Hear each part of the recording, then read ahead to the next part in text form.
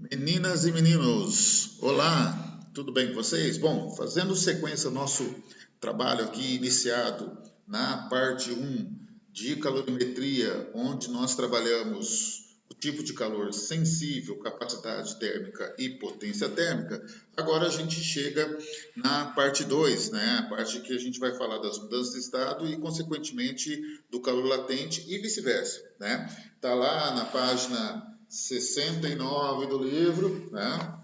Do nosso livro, né? Capítulo 2. E é uma parte mais curtinha, né? Uma finalização dessa ideia de estilos de calor, né?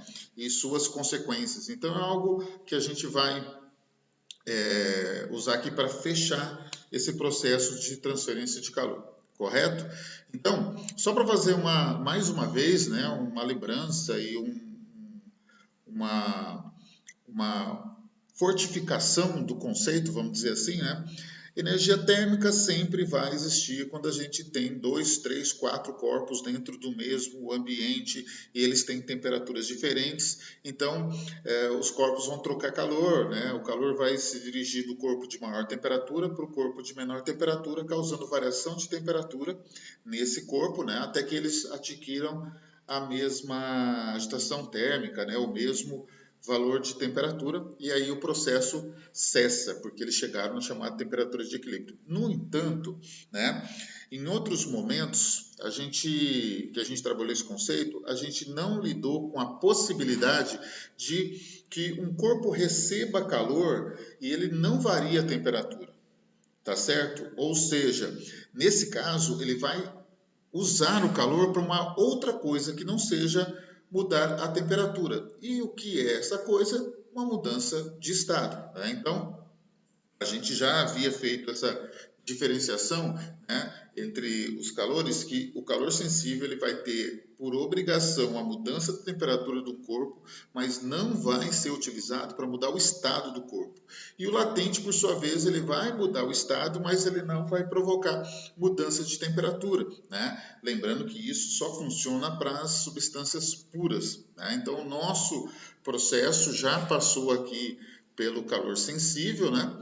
E agora o nosso objetivo é trabalhar o calor latente, esse que vai ser única e exclusivamente responsável pela mudança do estado do material que a gente está estudando, né? Vai provocar fusão, vai provocar solidificação, vaporização, condensação, ou seja, a mudança do estado de uma matéria, de uma substância, de um corpo que a gente estiver analisando. Tá certo? Bom, então, nesse sentido, né, a gente também já analisou essa ideia aqui, né, que é importante para a gente, né, nas situações que a gente vai encontrar, que é uma análise gráfica, né, análise do diagrama de aquecimento e resfriamento de uma substância pura.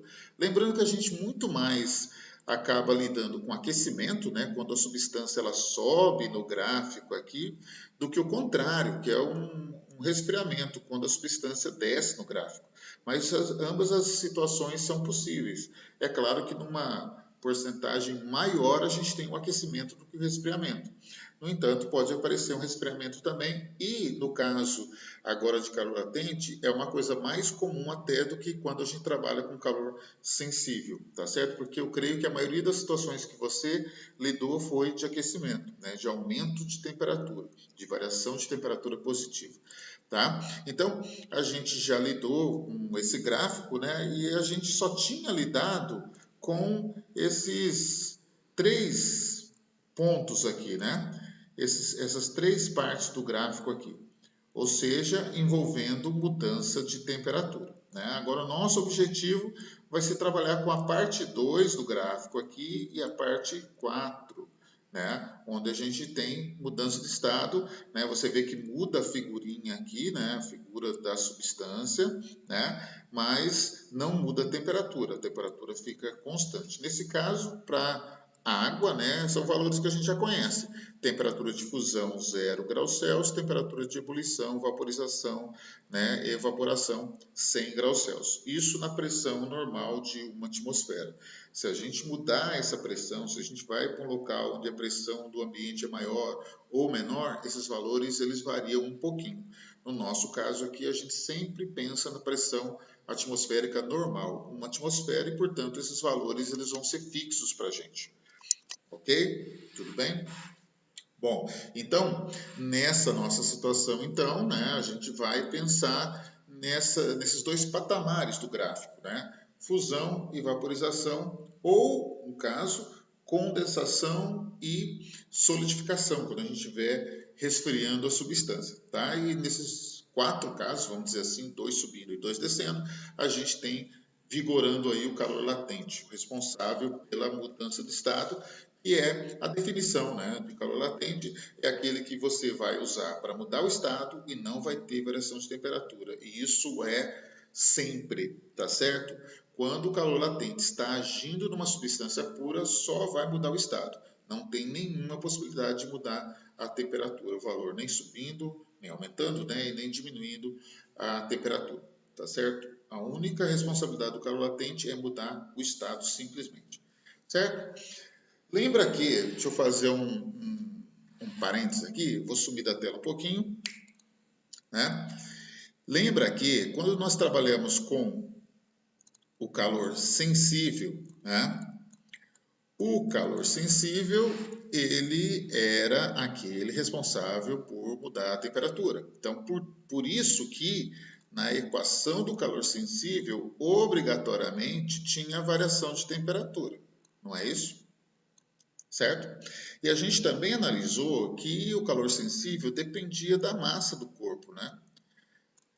Eu sei que para eu esquentar 1 quilograma de água é mais difícil do que eu preciso, mais calor eu vou precisar do que se eu tiver que esquentar 100 ml de água, né? Ou 100 gramas de água, certo? Então a massa depende, influencia, melhor dizendo, diretamente no calor sensível. E a substância também, né? A gente viu que através do calor específico sensível, que é onde a gente determina a diferença entre as substâncias ao ser aquecidas ou resfriadas, esse calor específico também depende diretamente, ou melhor, influencia diretamente no calor sensível. De modo que qualquer um desses fatores aqui da direita aumentar, o calor sensível vai ter que aumentar também, certo? Se a gente tiver uma substância calor específico sensível maior, para eu aquecer eu vou precisar de mais calor. Para que eu obtenha uma variação de temperatura maior, eu vou precisar de mais calor, tá certo? É a ideia matemática desses fatores aqui estarem se multiplicando na equação. Porque lembra, quando eles passarem porventura para o outro lado da equação, eles vão dividindo, e matematicamente 2 fatores que se dividem são diretamente proporcionais. Quando um aumenta, o outro aumenta também. Um diminui, o outro diminui também. Certo? Matemática básica aí. Agora, olha só, quando nós lidamos com o calor latente não tem variação de temperatura. Então, um daqueles 3 fatores que o calor sensível dependia, já não depende mais. Então, a gente precisa só de 2 fatores para trabalhar o calor latente, correto? Um desses fatores vai continuar sendo a massa, né? Por quê? Porque quando a gente, por exemplo, vai derreter 1 quilo de gelo, é mais difícil do que derreter 100 gramas de gelo. Então, a massa influencia diretamente no calor latente, né? Na quantidade de calor latente que a gente tem que fornecer para um corpo para mudar o estado dele. E, de novo, a substância faz diferença, né? Para eu fundir gelo, é diferente de eu fundir um pedaço de ferro, tá certo? Então, os materiais, né? A constituição do material influencia também no calor que ele precisa receber para mudar o estado. Então, se antes a gente determinava a ideia da substância, né, da influência da substância a partir do Czinho, que era o calor específico sensível, agora a gente vai ter um valor fixo também, uma constante para determinar nos materiais a sua dificuldade ou facilidade de mudança de estado. E a gente vai chamar isso, esse fator, né, de calor específico latente. Ele vai ser simbolizado por um L maiúsculo, enquanto o calor específico sensível era um C minúsculo, o calor específico latente é um L maiúsculo, tá certo? Tá? Então, Obviamente, né, esses fatores também influenciam diretamente no calor latente e, portanto, eles estão se multiplicando, né, do lado direito da equação. Então, no mesmo esquema que aconteceu com o calor sensível, em que a massa, o calor específico sensível e a variação de temperatura influenciavam diretamente, proporcionalmente ao calor sensível, a massa e o calor específico latente também influenciam diretamente no calor latente. Então, por isso que a estrutura da equação, dois fatores se multiplicando de um lado e o outro fator, que é o que a gente procura, né, do lado oposto, né, esses dois fatores vão se multiplicar. Porque, de novo, quando eles passam para o outro lado da equação, né, eles vão dividindo, passa para cá, vai dividindo, passa para cá, vai dividindo. Então, eles são diretamente proporcionais, certo? E praticamente tudo que nós falamos para o calor específico sensível, a gente repete para o calor específico latente, tá certo? Em termos de que ele é tabelado, cada substância, né, e cada mudança de estado tem o seu calor específico latente, mas isso a gente vai colocar, né, em observações para frente, mas é muito semelhante à ideia, né, de calor específico sensível, de calor específico latente, de coeficiente de dilatação linear, volumétrica, de área superficial, né, que a gente já trabalhou para trás. Esses coeficientes, esses valores fixos, dependendo do material, né, em várias situações que a gente trabalha em física, ou em química, ou em biologia, né, tem características muito semelhantes, né, e a gente tem que aí, se acostumar a trabalhar com eles, né, porque a gente vai ver em outros momentos coisas parecidas, tá certo? Bom, então, nesse sentido, unidade de medida, certo? A parte de calor, né, uma energia, é joule ou caloria, como a gente já tratou, né, lá em calor sensível. A massa, mesma coisa. Hoje a gente vai trabalhar com grama, hoje a gente vai trabalhar com quilograma, que são as unidades mais comuns, tá?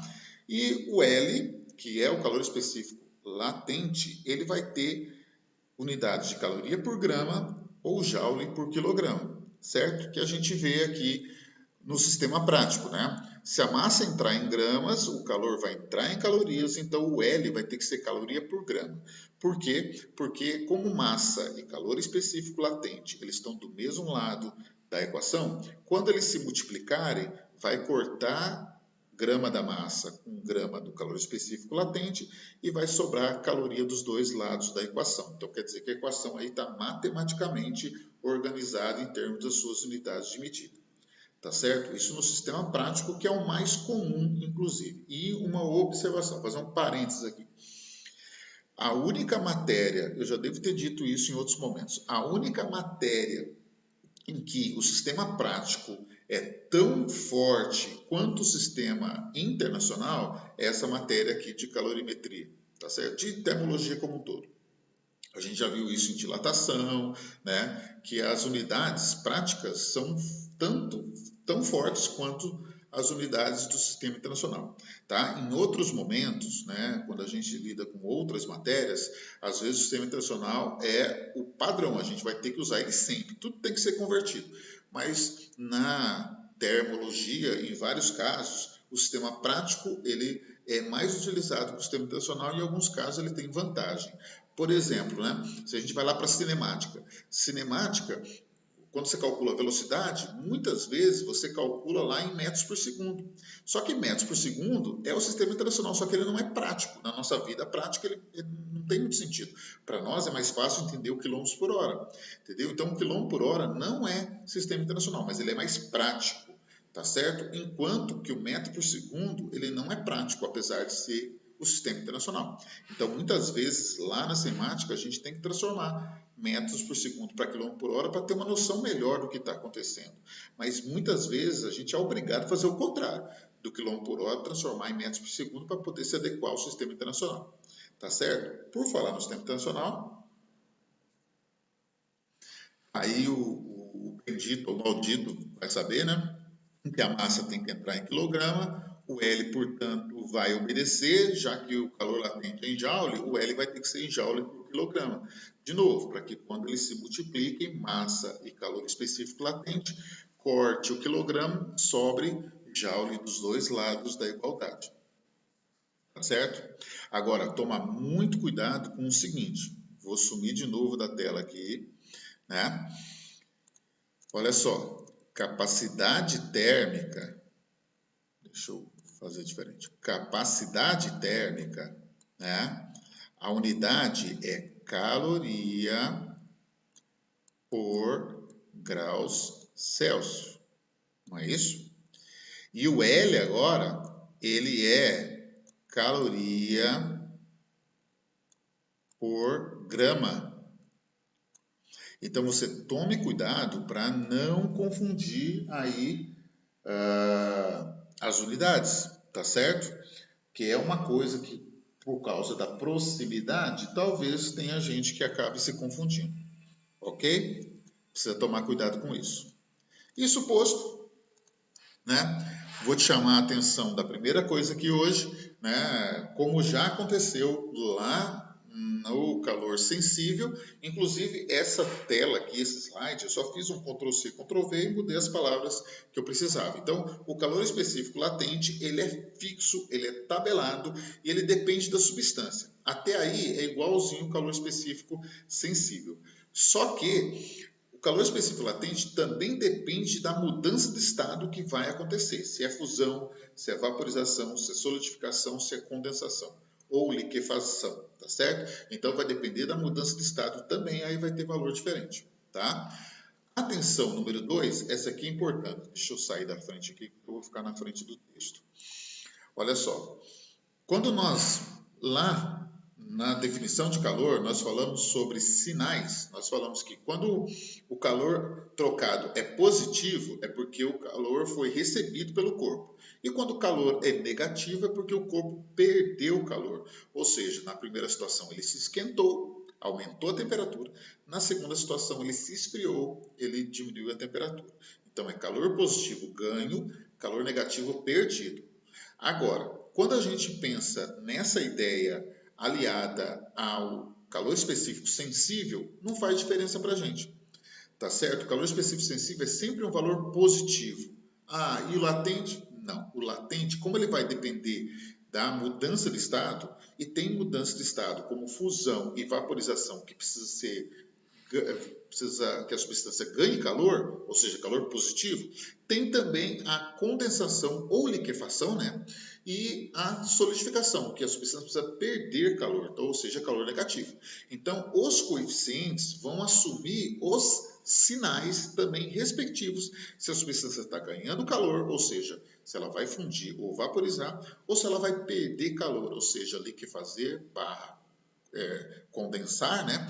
E ou solidificar, tá certo?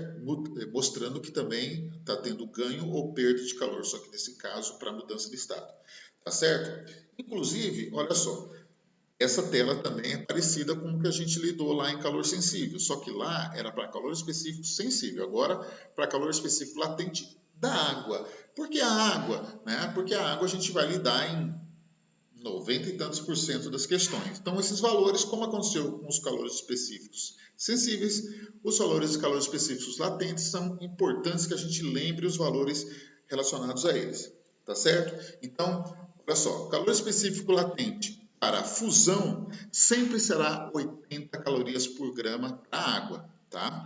Enquanto que a vaporização, deixa eu voltar para o meu cantinho aqui, a vaporização será 540 calorias por grama, tá certo? Ambos os calores específicos latentes, eles vão receber uma simbologia específica, ó. LF para fusão, né, obviamente, e LV para vaporização. Uma coisa que dá para a gente comentar aqui, olha só, 80 e 540. De 80 para 540, dá quase 7 vezes, 8 vezes 7, 56. Né? Então, é mais difícil a gente vaporizar água do que fundir. Você pega um pedaço de gelo na geladeira, coloca em cima da pia, da mesa, rapidão vai derreter. Agora, essa água vai demorar bastante para evaporar, justamente porque é necessário muito mais energia para a vaporização do que para a fusão, tá certo? Você consegue ter uma noção disso olhando o específico latente de fusão e de vaporização de uma substância, tá certo? E como foi colocado agora há pouquinho, e se eu tiver uma solidificação e se eu tiver uma condensação, os valores numéricos serão os mesmos, mas o sinal vai ter que aparecer. Né? E outra explicação por que tem que aparecer um sinal, porque no calor específico sensível, né, ou melhor, no calor sensível, lá tinha uma variação de temperatura que podia dar positiva e negativa, indicando que estava esquentando ou esfriando. Agora, no calor latente, não tem uma variação de temperatura para dar um valor negativo. Então, quem vai ter que demonstrar se está aquecendo ou esfriando, em termos de mudança de estado, né, de receber calor ou perder calor, quem vai indicar isso é o calor específico latente com o seu sinal. Tá certo? É o calor específico latente que vai fazer a determinação se está havendo um fornecimento de calor ou a substância está perdendo calor. Tá certo? Bom, e vamos colocar isso já direto numa questão, tá certo? Página 72, exercício 41.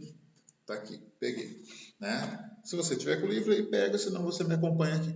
Tá? Ele fala assim, se o calor específico latente de fusão do gelo é de 80 calorias por grama, aí você vai perguntar, a questão sempre vai me dar esse valor? Não confia, tá certo? Eu já vi situação em que a questão não dava calor específico sensível da água, calor específico latente da água, né? Assumia que a pessoa que estava resolvendo já sabia de cabeça. Então, como esses valores são muito comuns e muito usados, é bom que você memorize eles. Mas, né, se você não memorizar, vai ter a grande maioria de situações que eles vão ser fornecidos para você. Pode ocorrer, infelizmente, de que essa informação não seja dada para você, tá certo? Mas isso é muito raro.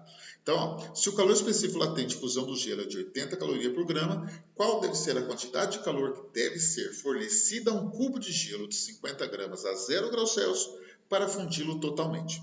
Certo? Bom, então, isso aqui é o que está acontecendo com o gelo. Você tem o gelo a 0 graus Celsius, certo? Você vai dar calor para ele e ele vai fundir totalmente. Ele vai virar líquido, mas ele ainda vai estar a 0 graus Celsius. Lembra que na fusão não muda a temperatura, tá certo? Então, nesse caso, a gente vai ter a ação do calor latente, certo? Então, os dados são esses. LF, 80 calorias por grama, massa 50 gramas, e a gente quer o calor para que o gelo aí derreta completamente. Então é só jogar na equação. 50 vezes 80, 5 vezes 8, 40, né, com 2 zeros, 4.000 calorias. Só isso. Tá certo? É claro que essa questão aqui é para a gente treinar, usar a equação, etc. Observar as unidades, né? Repara que as unidades estão todas direitinho, né? Caloria, grama, né? O calor deu em calorias, você não precisou se preocupar com isso, tá certo? Mas é mais provável que se você for cobrado sobre calor latente, você vai ter que fazer bem mais coisas, tá certo? Como vai ter situação que eu vou te mostrar aqui logo adiante, tá bom? Então, vamos lá. Se você precisar, né, para aí o vídeo, analisa melhor o que foi feito, se você está se confundindo com alguma coisa, não está entendendo, volta, né, para que você possa entender melhor, tá certo? E é claro, né, cada vez que eu coloco uma questão, você pode pausar o vídeo, você resolve, depois vem e confere aqui a resolução, tá bom? Vamos seguir então. De novo, página 72, exercício 43, logo depois, né? Esse exercício aqui, ele já é um exercício maior, não quer dizer que ele seja mais difícil ou complexo, ele é maior, ele envolve mais coisas e a gente tem que pensar um pouco mais, tá certo? Agora, você vai encontrar questões nesse estilo num vestibular, por exemplo?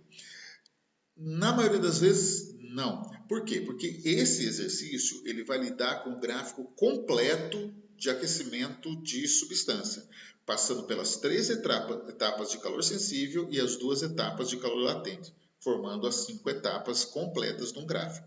Tá certo? Geralmente você não tem isso em questões de vestibular. Você vai trabalhar com 1 etapa, 2 etapas, 3 etapas. Tá certo? Mais do que isso não é comum, é raro, mas pode acontecer, tá certo? Você vai encontrar na lista de exercícios, né, questão da UFT, por exemplo, que tem lá, se eu não me engano, 3 ou 4 etapas o gráfico, só que isso não é muito comum. O mais comum é de 3 para baixo, tá certo? Quando for, né, você ter uma questão com gráfico. Aí você fala, mas essa questão não tem gráfico. A gente vai ter que pensar o gráfico dele de qualquer modo. Então vamos lá. Qual é a quantidade de calor que deve ser fornecida a um cubo de gelo de 100 gramas que está a menos 10 graus Celsius no início para convertê-lo totalmente em vapor a 110 graus Celsius? Tá certo? Qual é a quantidade de calor? Então, se você vai ter gelo, temperatura negativa e vapor acima de 100 graus Celsius, você vai ter os 5 calores envolvidos aí. Vamos ver, né, isso como vai ficar. E foram dados todos os valores necessários aqui das constantes. Um detalhe que eu te chamo a atenção é aqui, ó. O calor específico do vapor como sendo 0,48, né? Lembra que na aula em que a gente falou sobre calor específico sensível, eu falei que gelo e vapor geralmente têm o mesmo valor numérico, que é meio, né? É dado, melhor dizendo, é dado para a gente o mesmo valor numérico, mas na verdade não é, né? A diferença é pouca por uma questão de simplificação e ajudar a gente nos cálculos, a gente usa muitas vezes meio para o gelo e para o vapor. Mas o vapor não é meio, essa questão aqui pediu para a gente usar o valor mais próximo daquilo que é tabelado. Tá certo? Beleza? Então vamos lá. Então a primeira coisa é a gente pensar no diagrama, né? Então o diagrama está aqui. O gelo. Opa, peraí, deixa eu voltar. Calma. Beleza. Você tem o gelo a menos 10, tá vendo? O gelo a menos 10, como a questão falou, a menos 10. E ele vai ter que virar vapor a 110. Então, tem as 5 etapas. O gelinho vai ser aquecido de menos 10 a 0. Depois ele vai fundir, mantendo a temperatura. Vai mudar a figurinha, mas não vai mudar a temperatura. Enquanto que aqui nessa etapa 1 muda a temperatura, mas não muda a figurinha. Tá certo? Então, a água é totalmente convertida de gelo de sólida para líquida, ela é aquecida, chega a 100 graus Celsius ainda líquida, sofre vaporização, né? E depois de ser transformada integralmente em vapor, é que ela consegue ter sua temperatura elevada a partir daí, tá certo? Então são 5 etapas aí, vamos de novo lidar com as 5 etapas, ó. Etapa 1, etapa 2, etapa 3, 4 e 5. Então, o meu conselho é que quando você estiver na frente de uma questão e ela tiver um gráfico, numeriza, né, identifica cada uma das etapas. Antes de resolver a questão de fato, tenha noção e certeza do que está acontecendo em cada parte do gráfico. Tá certo? E identifique o calor que está agindo ali também. Então, 1, mudança de temperatura, calor sensível.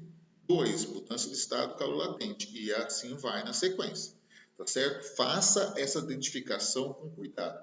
Aí você pode falar assim, mas e se a questão não der o gráfico completo, der só 3 etapas? Como eu vou saber qual parte é o líquido, qual parte é o sólido? Cara, aí você vai ler a questão vai falar assim, a substância começou sólida, a substância começou líquida, tá certo? Aí você vai determinando, por quê? Nesse caso aqui está completo o gráfico, né?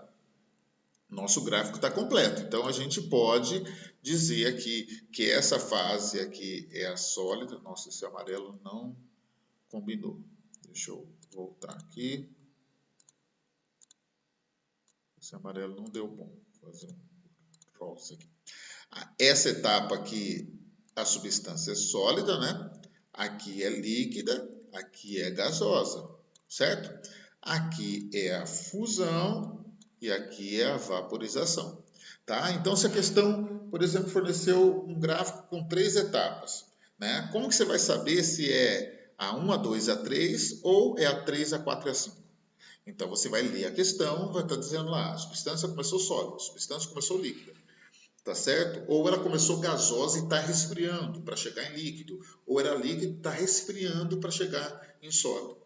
Tá certo? Isso a questão é obrigada a te dizer ou te indicar de alguma forma. Tá certo? Essa identificação é básica. Para você poder resolver a questão depois, essa identificação tem que acontecer logo no começo. Tá? Isso já apareceu lá no calor sensível, inclusive, também. Fechou? Tá? Então vamos lá. Né? A questão pediu o calor total. percorrer as 5 etapas aí de aquecimento da substância, tá bem? Da água, no caso, né? Então, vamos lá. Etapa 1, etapa de aquecimento do gelo de menos 10 até 0 graus Celsius. Então, aqui o gelo está menos 10, ele vai receber o calor 1 e vai se transformar em gelo a 0 graus Celsius. Vai manter aqui a ideia de mudança de temperatura, agindo o calor sensível. Então, os dados são menos 10 graus Celsius, temperatura inicial, temperatura final 0, massa de 100, calor específico sensível de meia caloria grama graus Celsius. Repara que está todo mundo no sistema prático aqui.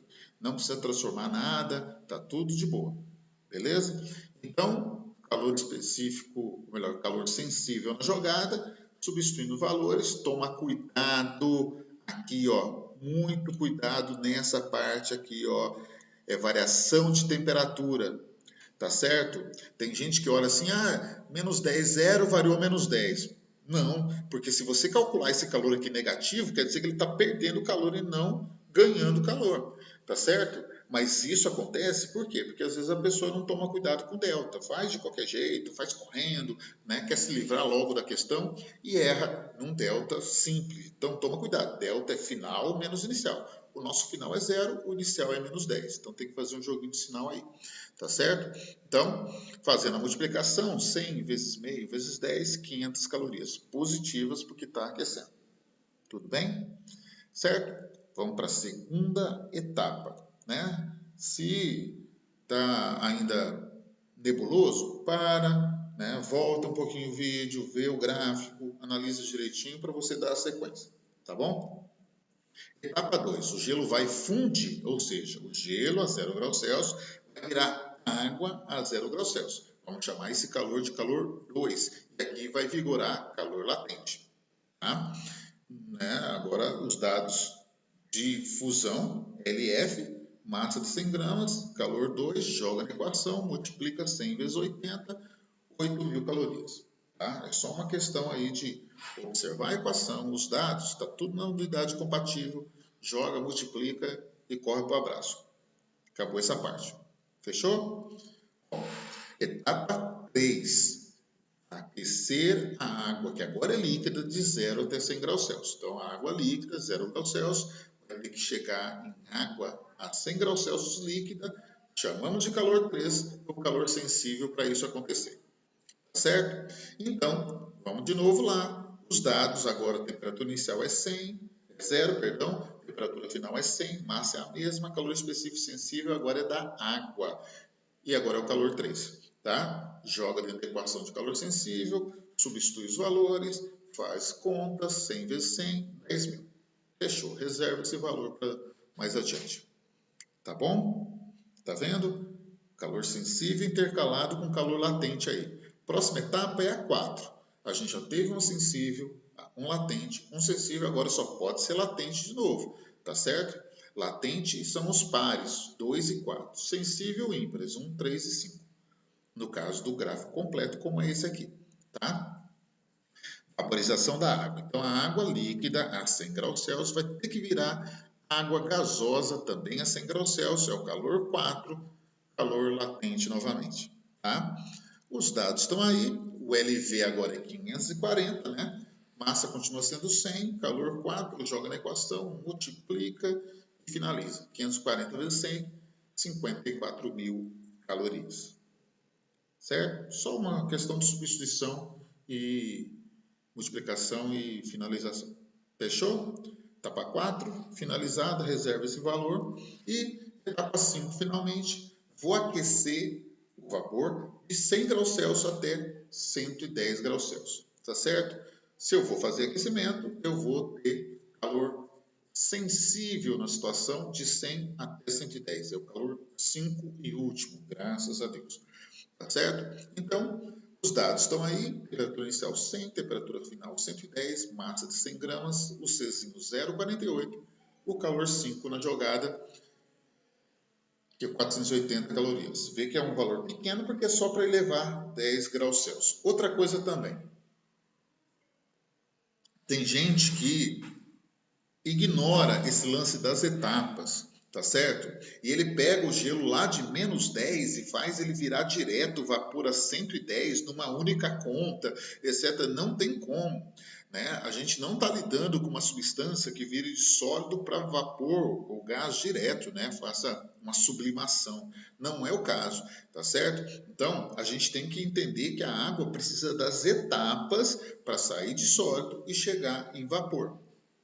Tá certo? Então a gente tem que ir fazendo uma coisa após a outra, né? Devagarzinho, com cuidado, né? Você vê que eu coloquei direitinho. 1, 2, 3, 4, 5, para eu não me confundir, tá certo? Tirei os dados para cada etapa, observei com cuidado, chamei cada calor de um número, né? Para poder identificar, para eu não me perder no meu processo de resolução.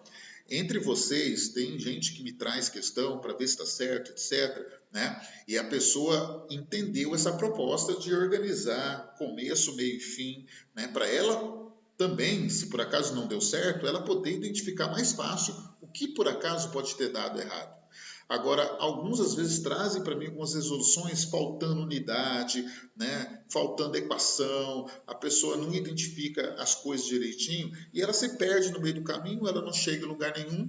Isso faz ela ficar chateada, né? Ela xinga a física, o livro, o professor, o mundo, etc. Mas falta aí uma organizaçãozinha para ela poder ter um resultado melhor, né? Não estou nem falando resultado da questão, é um resultado, um sucesso ali da elaboração da resolução dela. Se ela vai acertar no final das contas, às vezes isso pode não acontecer, mas ela preencheu todos os requisitos ali, seguiu todo o caminho para que facilitasse o procedimento dela, né? E às vezes, por uma questão de conta, uma coisinha menor ali, uma unidade que não foi transformada, que é muito importante também, às vezes arrebenta com a gente, isso pode levar a pessoa ao erro, tá certo? Mas se ela está seguindo as etapas, organizando, a tendência do erro acontecer diminui, tá certo? Então, o que, que falta agora para a gente terminar? Ele quer o calor total, nós vamos somar todas as etapas, calor 1, 2, 3, 4 e 5 somados, 72.980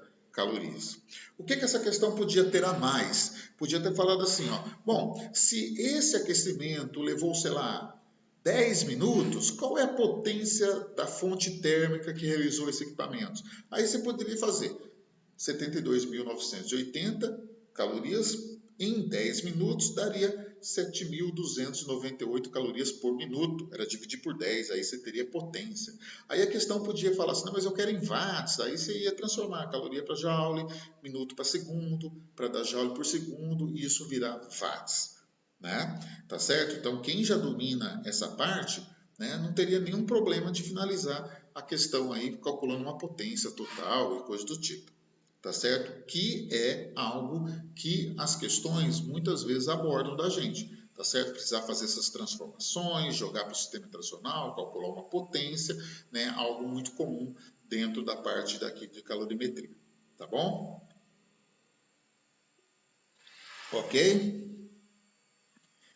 E para poder finalizar, eu gostaria de fazer uma questão da lista de exercício, é a terceira, né? Nós tivemos duas de calor sensível, agora a gente tem uma terceira para fechar com o calor latente. É uma questão da UNIG aqui de Gurupi, né? Questão 18, que justamente lida com essa ideia de potência, de unidade de medida, etc. Né?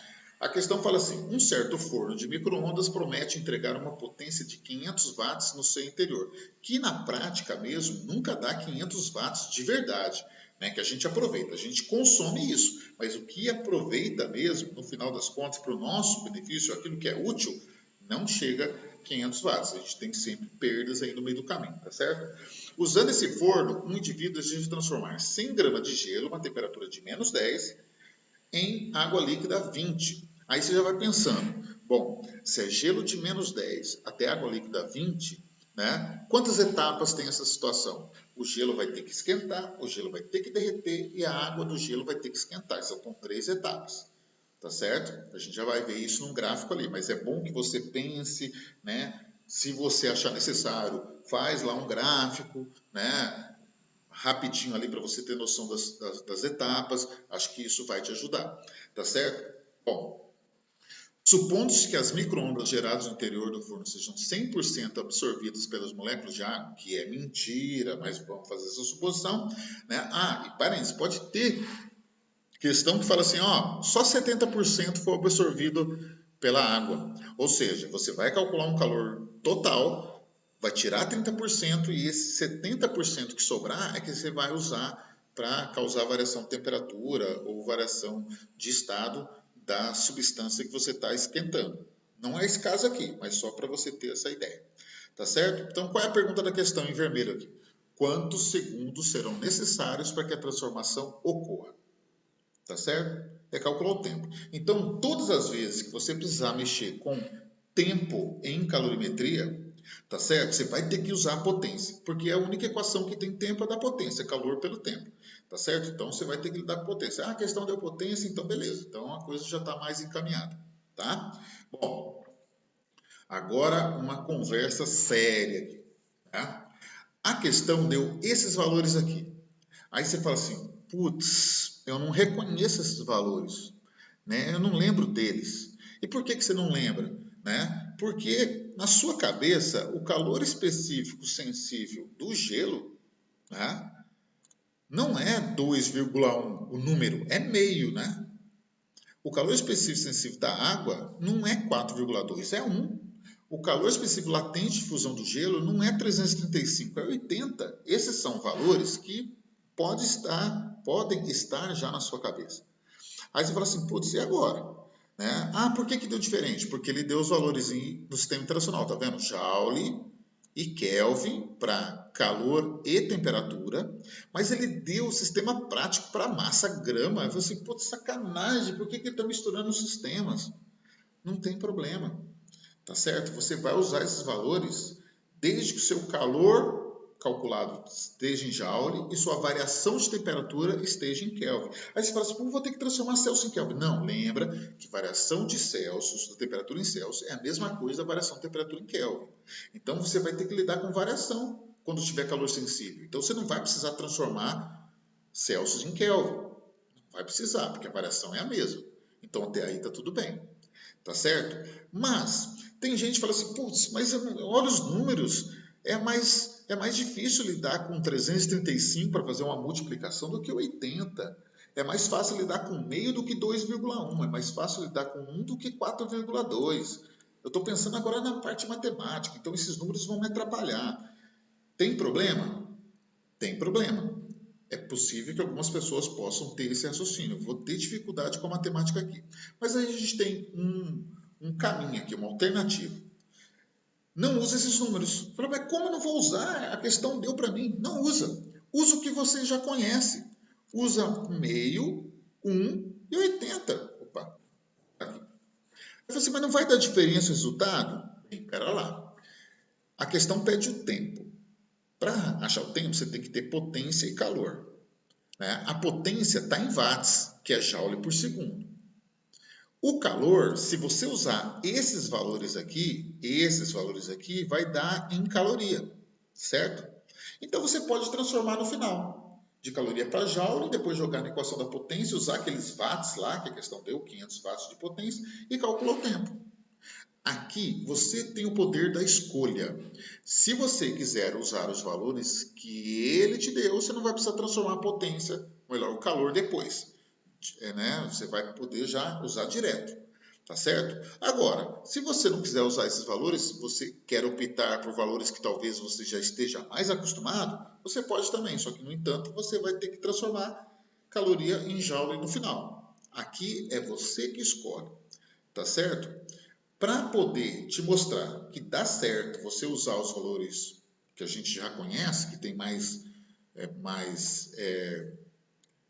constância, né, no nosso trabalho, eles aparecem mais, eu vou fazer com os calores mais conhecidos, tá certo? E vou fazer transformação de caloria no final, mas se você quiser repetir a questão usando os valores que ele te deu, você pode repetir para comparar e você pode ver o que é mais fácil para você, né? Para você, inclusive, em outros momentos, você poder usar essa gambiarra, vamos dizer assim, utilizar valores que você talvez conheça, lembre mais facilmente, tá certo? E talvez as contas podem ficar mais fáceis também, tá certo? Então vamos lá. Então, aqui está o nosso diagrama, né? Etapa 1, etapa 2, etapa 3, calor sensível, calor latente e calor sensível de novo. Ele vai sair de menos 10, vai fundir e vai chegar a 20, certo? Esse é o esquema que a questão propôs para a gente, certo? Bom, etapa 1, aquecimento. Ele vai vir de gelo a menos 10 até gelo a zero, tá certo? Então, temperatura inicial menos 10, temperatura final 0, massa de 100, calor específico sensível no sistema normal, meia caloria grama grau Celsius. Vai ser chamado calor 1. Então, a gente calcula normal. 100 vezes meio, fazemos aqui o jogo de sinal, vai dar 500 calorias, certo? Bom, aí, etapa 2, fusão do gelo. Temos aí os valores tradicionais, joga na equação, multiplica, finaliza a conta, certo? Terceira etapa, aquecimento de 0 até 20. Inicial 0, final 20, massa 100. Agora o calor específico sensível é água líquida, 1 caloria grama grau Celsius. Tá certo? Joga na equação, faz conta 2.000. Agora você vai fazer o quê? Você vai somar tudo, né? Porque você está precisando pensar no gelo de menos 10 até a água a 20. Então, você precisa dos 3 calores unidos aí. Então, a gente já fez isso na outra questão. 10.500 calorias. Aqui que vem o ponto. Eu não vou poder agora juntar esse calor em calorias com a potência em watts, certo? Eu vou ter que transformar. Ou mexo com a potência em watts para calorias, eu não acho bom. Eu acho melhor transformar a caloria do calor em joule do que mexer com a potência, tá certo? Então, quantos segundos serão necessários para que a transformação ocorra? Essa é a pergunta, né? Então, lembra, nós temos a potência em watts, que é joule por segundo. Nós temos o calor, que é caloria, e a gente precisa do tempo em segundos. Então, não está batendo, tá vendo? Só para reforçar, aqui é joule, aqui é caloria. Não estão batendo as unidades. Tá certo? Então, a minha proposta aqui, então, é fazer a transformação. Aí você vem numa outra pergunta, né? Qual eu vou usar? Uma caloria 4 joules? Como que eu vou saber? A questão não deu, né? Mas aí você pode observar aqui, ó. Tá certo? Olha lá. Uma caloria por grama grau Celsius é 4,2 joule grama Kelvin, tá vendo? Então, a relação que ele usou na questão é de 4,2, tá certo? Para poder dar esse calor específico sensível da água em joule grama Kelvin. Tudo bem? Então, é isso que eu vou utilizar, tá? Olha lá. Uma caloria, 4,2 joules. 10.500 x, esse x aí é a quantidade de calor total em joules. Lembrando que não precisava fazer assim. Você podia usar aqueles valores que ele te deu e ia dar mais direto. Aí você pode pensar, né, tá enrolando, para que ficar, tá fazendo ficar mais difícil? Não, eu estou te mostrando e te propondo uma situação que pode acontecer com você em algum momento, tá certo? E estou te dando o poder da escolha, o poder do raciocínio, e você não ficar decorando o jeito de resolver a questão. Tá certo? Se você entender esses processos aqui, você facilita muito na hora de você trabalhar. Você começa a ter por onde escapar. Você tentou uma situação, não deu muito certo, vou tentar por outro. Gerar um novo caminho que possa ser mais simples e melhor para você resolver uma determinada situação, do que ficar travado num jeito só de resolver. Tá certo? Esse é o objetivo aqui. Tá bom? Agora sim. Agora eu tenho a potência em joules, tá vendo aqui, ó? Potência em joules, calor em joules, eu estou procurando o tempo, e esse tempo vai ser dado em segundos, porque eu tenho segundo aqui na potência, certo?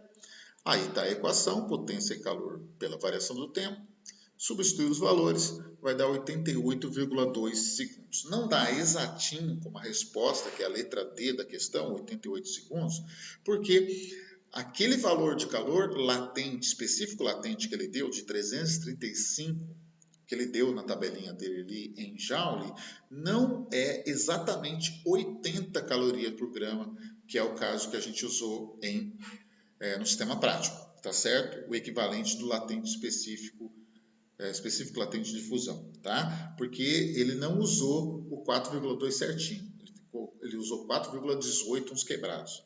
Então, para não dar o calor específico latente quebrado, com vírgula, também como os outros valores, ele resolveu aproximar, tá certo? Mas é praticamente 88 segundos a letra D, tá certo? Então, fica aí de sugestão a lista de exercício 3, que eu já vou mandar junto com essa apresentação e com o vídeo, tá certo? A gente finaliza aqui essa parte de calorimetria básica, né? Transferência de calor causando variação de temperatura ou causando mudança de estado, que é algo que você percebe pelas listas, né? É muito cobrado em vestibulares tradicionais e no Enem, tá certo? Uma cobrança bastante grande aí. Tudo bem? Ok? Qualquer coisa, eu estou à disposição de vocês. Tem o pessoal aí da licenciatura disponível também para poder ajudar vocês. Agora nós temos uma monitora, que é a Lana. Vou passar o contato dela e os horários que ela vai estar disponível para poder ajudar vocês, tá certo? A gente está aí para poder fazer com que esse processo seja menos complicado para cada um de vocês. Beleza? Qualquer coisa eu estou à disposição. Um beijo, um abraço. Até mais.